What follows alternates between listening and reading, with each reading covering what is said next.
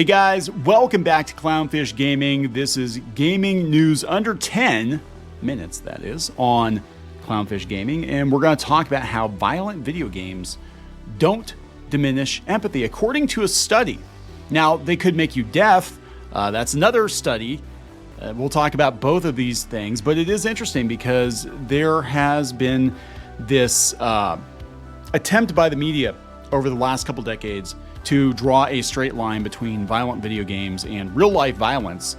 And a lot of it is a lack of empathy, I guess, is what they're determining is the trigger, right?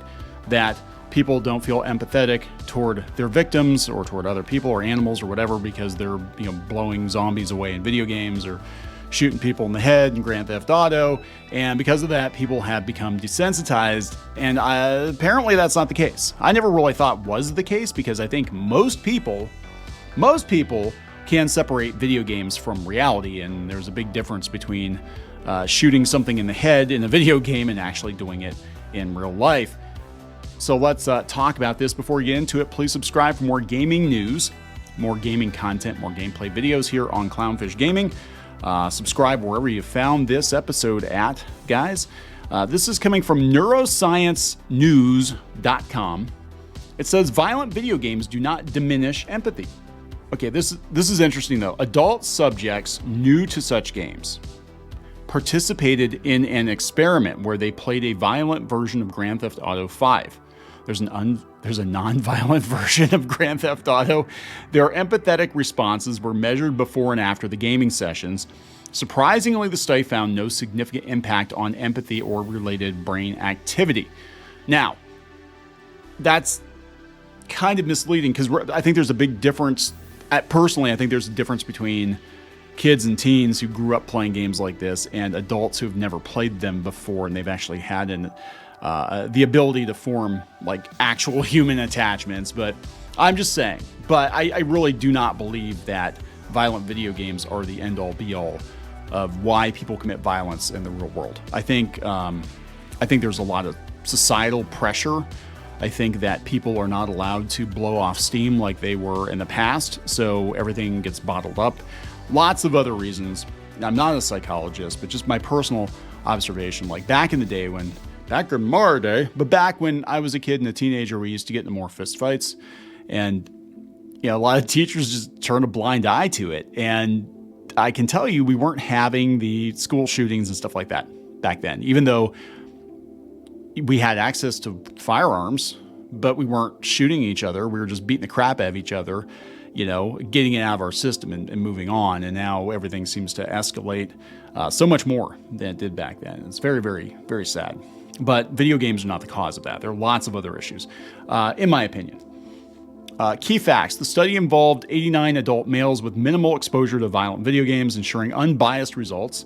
Participants played a violent version of Grand Theft Auto 5, but this had no impact.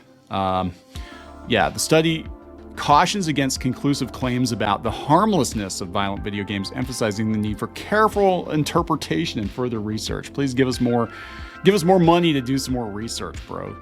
So these are neuroscientists from the University of Vienna and Karolinska Institute in Stockholm, Sweden. Oh my God, PewDiePie. They've investigated whether playing violent video games leads to a reduction in human empathy. Here are the results. Oh my God, this sounds like Ghostbusters. In a first experimental study, the baseline level of empathy of the test subjects was assessed. Brain scans were used to record how the test subjects reacted when a second person was administered painful electric shocks. Oh my God, this is Ghostbusters. Then the video game phase of the experiment began, during which the test subjects came to the research lab 7 times to play a video game for 1 hour each time. The participants were playing a highly violent version of Grand Theft Auto 5 and were given the task of killing as many other game characters as possible. Isn't that what most people wind up doing?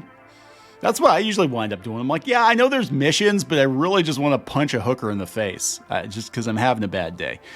In the control group, all violence had been removed from the game, and the participants were given the task of taking photos of other game characters. Pokemon Snap.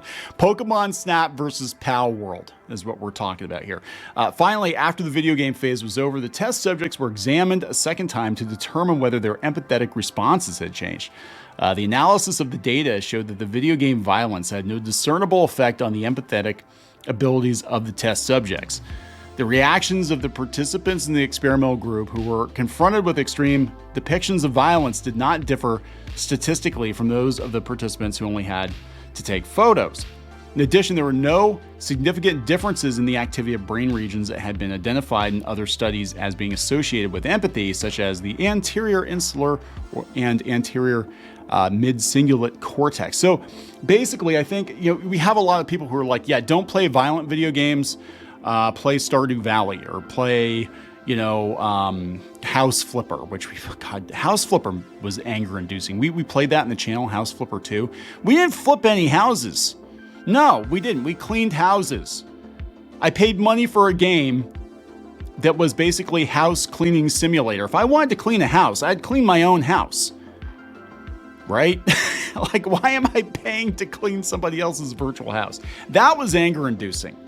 I would have loved to just be able to pull out a shotgun and just start like blasting out the windows of the place and be like, you clean up your own mess. You clean up your own mess. I'm not paying for this, but yeah, so they're saying it doesn't matter if you're playing Doom or you're playing, whatever, therapeutic hipster game, there is that. And there are lots of those, like a coffee shop simulator or whatever, or, those kinds of, what I'm talking about, right? Certain kind of game. Certain kind of game for people, basically games for people who don't like games.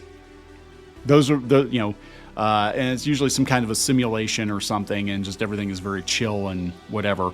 And that's fine. There's a place for those kinds of games, but there's no difference, apparently. According to this study, there's no difference in how your brain reacts. Precisely because this is a sensitive topic, we have to be careful when interpreting the results, said the lead author, who carried out the study as part of his doctoral studies. The conclusion should not be that violent video games now definitively proven to be harmless. Our study lacks the data to make such statements. According to the neuroscientists and statistician, the value of the study lies rather in the fact that it allows a sober look at previous results. A few hours of video game violence has no significant influence on the empathy of mentally healthy adult test subjects. That's the issue, isn't it? Right? Because a lot of people who can't separate fiction from reality, they're not mentally healthy. Whether it's video games or cartoons or comic book culture, whatever. We see a lot of people in these geek circles that are not mentally well. And I think what's happening is, whereas normal people wouldn't be affected by, and I'm just talking in general, I'm not talking violent video games, but I'm talking tabletop games or cartoon stanism or all this other stuff. Normally, a mentally well person would not take it, would not feel like I have to commit violence or threaten somebody over a ship in a cartoon show. But when you're dealing with mentally unwell people, right? So that's the difference. That's the difference here. Our results thus contradict those of previous studies in which negative effects were reported just after a few minutes of play. Yeah, they were making out like, oh my God, you play video games, your brain's gonna rot and fall out and you're gonna be like foaming at the mouth and looking for people to shoot. So that's interesting. That was a really interesting study. But again, the key word here is mentally well. Mentally well people. That's the phrase we need to look at. In other news, according to the BBC and several other sources, gamers are at risk of irreversible hearing loss and tinnitus. So games are bad. Stop playing video games. Yes. So translation, I will distill this one down. If you turn the volume up on your headset or your earbuds and it's too loud and you've got gunshots and stuff going off, you might go deaf eventually. Just like music or any kind of noise. If your job is construction, you might go deaf eventually. That's all we're saying. So that one's pretty quick, but pretty interesting stuff, guys. I'm going to wrap this one up. Please subscribe. We'll talk later.